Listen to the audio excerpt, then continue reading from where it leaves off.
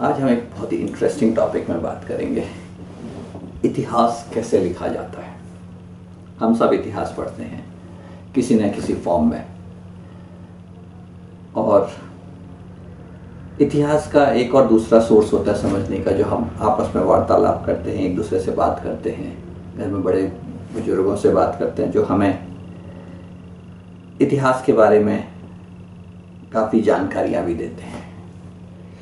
But जिस बारे में हम बात करेंगे वो एक बड़ा इंटरेस्टिंग नज़रिया है कि इतिहास लिखा कैसे जाता है। इनफैक्ट इतिहास क्या, आप कोई भी घटना ले लीजिए, उसके बारे में परसेप्शन कैसे क्रिएट किया जाता है। तो यहाँ पे दो चीज़ें होती हैं, एक होता है फैक्ट और दूसरा होता है नैरेटिव। इन दो चीज़ों को समझना बहुत ज़रूरी होता है जब आप किसी भी इतिहास को देखना चाहते हैं। फैक्ट होता है जो हुआ, नैरेटिव होता है कि वो जो हुआ वो किस कॉन्टेक्स्ट में हुआ। अक्सर जो इतिहास होता है वो जो रूलर्स होते हैं या जो पावरफुल होते हैं वो डिसाइड करते हैं कि कैसा इतिहास लिखा जाएगा। उसमें कुछ रेबल वॉइसेस भी रहती हैं समाज के अंदर, जो उस इतिहास को एक दूसरे नज़रिए से देखती हैं। एक लड़ाई हुई, 100 लोग मरे, एक के हिसाब से वो देशभक्त थे, दूसरे के हिसाब से वो आतंकवादी थे। और आप कौन सी विचारधारा लेंगे ये आप पे निर्भर करता है कि आप किस विचारधारा को फॉलो करते हैं। और इतिहास यही होता है। उसका फैक्ट पार्ट है कि 100 लोग मरे, इंसानों के बीच लड़ाई हुई, 100 लोग मरे।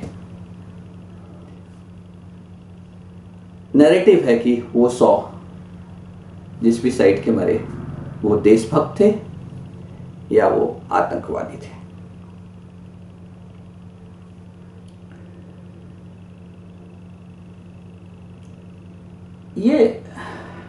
ये एस्पेक्ट बहुत इंटरेस्टिंग है इतिहास का। इसलिए अगर आपको रियली इतिहास समझना है तो बहुत ज़रूरी होता है कि आप जो कॉम्पिटिंग विचारधाराज हैं, जो विचारधाराएं एक दूसरे के साथ विपरीत हैं, आप दोनों साइड को टटोलिए और आप एक तीसरी साइड को भी समझने की कोशिश कीजिए जो शायद उन इवेंट्स को न्यूट्रली देख रहा है। कंट्री ए और कंट्री बी के बीच का एक इतिहास है। कंट्री ए का एक पोजीशन होगी, कंट्री बी की दूसरी पोजीशन होगी। तो हम ऐसे बोल सकते हैं ए बी, ए की एक पोजीशन होगी, बी की एक पोजीशन होगी, और वहीं पे कोई एक बहुत दूर दराज का कोई कंट्री है जिनका कि एक्चुअली इनसे कोई लेना देना नहीं है, बट वहाँ पे भी किसी ने इनकी स्टडी की एंड उसका अपना एक परसेप्शन बना। सेम फैक्ट होते हैं, फैक्ट बदलते नहीं है। 100 की मौत 100 की मौत होती है, लेकिन नैरेटिव्स बदलते हैं। और नैरेटिव्स होते हैं जो कि आपका परसेप्शन, जो आपकी कल्पना है, आपके मेंटल मॉडल्स हैं, उसको क्रिएट करते हैं, और वो आपके लिए इतिहास बन जाता है। एक और इंटरेस्टिंग टर्म है येलो जर्नलिज्म। एक बहुत पुरानी कहानी है कि एक बार एक देश के एक बड़े अखबार ने अपने यहाँ के एक आर्टिस्ट को पुराने ज़माने में एक जगह भेजा, एक छोटी सी कंट्री में, दूर दराज की बहुत छोटी कंट्री, कि उनको ऐसा पता चला वहाँ लड़ाई हो रही है, वॉर हो रहा है। तो बंदा वहाँ पहुँचता है और वो वापस टेलीग्राम करता है कि यहाँ तो कोई वॉर नहीं हो रहा है। तो वो जो अखबार का जो ओनर था वो उसको बोलता है कि तुम वहीं रहो, तुम बस पिक्चर्स भेजते रहो, बाकी वॉर को हम क्रिएट कर लेंगे। We will give the story to the readers. तो बहुत जरूरी होता है समझना फैक्ट और नैरेटिव्स के, फैक्ट कैसे नैरेटिव में क्रिएट किए जाते हैं। एंड इट्स वेरी इंटरेस्टिंग, जो कभी कभी आप बहुत कॉम्पिटिंग विचारधारा को पढ़ेंगे तो आपको ऐसा लगेगा कि दोनों अपनी जगह बहुत सही हैं अगर आप एक न्यूट्रल होकर देखेंगे। और इसके लिए ज़्यादा ज़रूरी है कि इस एक्सरसाइज के लिए आप अपनी किसी कॉम्पिटिंग विचारधारा को मत पढ़िए, कोई ऐसा टॉपिक उठाइए जो कि जिससे आप कभी रिलेट ही नहीं कर पा रहे हो अपने को, क्योंकि आप बहुत न्यूट्रली देख पाएंगे। बट उस विचारधारा या उस फैक्ट या उसके अराउंड जो नैरेटिव्स बिल्ड है, उसके दोनों साइड के नैरेटिव्स को देखिए और फिर समझिए कि कैसे चीज़ों को बिल्ड किया जाता है, इतिहास जो है वो कैसे लिखा जाता है।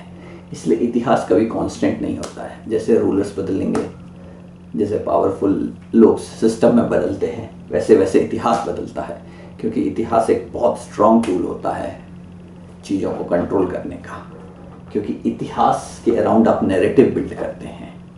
और ये बड़ी ही, और इसके बेसिस पे लोगों को इकट्ठा करना बहुत आसान होता है। वो एक बहुत इमोशनल लेवल होता है जहाँ पे डिलीवरी आपकी हार्ड एंड फास्ट फॉर्म में नहीं होती है, फिजिकल मैनिफेस्टेशन नहीं होता डिलीवरी का, एक इमोशनल डिलीवरी होती है बस। और वो इमोशनल डिलीवरी, इनफैक्ट आपको बहुत सारे एग्जाम्पल आज की सोसाइटी में भी मिलेंगे जहाँ पे लोगों ने, देयर आर मेनी लीडर्स जिन्होंने कि इन नैरेटिव्स के बिल्ड पे एक वर्ल्ड क्रिएट किया हुआ है और उस वर्ल्ड को लोग एकदम शाश्वत सत्य की तरह मानते हैं। तो उम्मीद है इस डिस्कशन के बाद आपको भी इतिहास को एक नए तरीके से देखने का नज़रिया मिलेगा।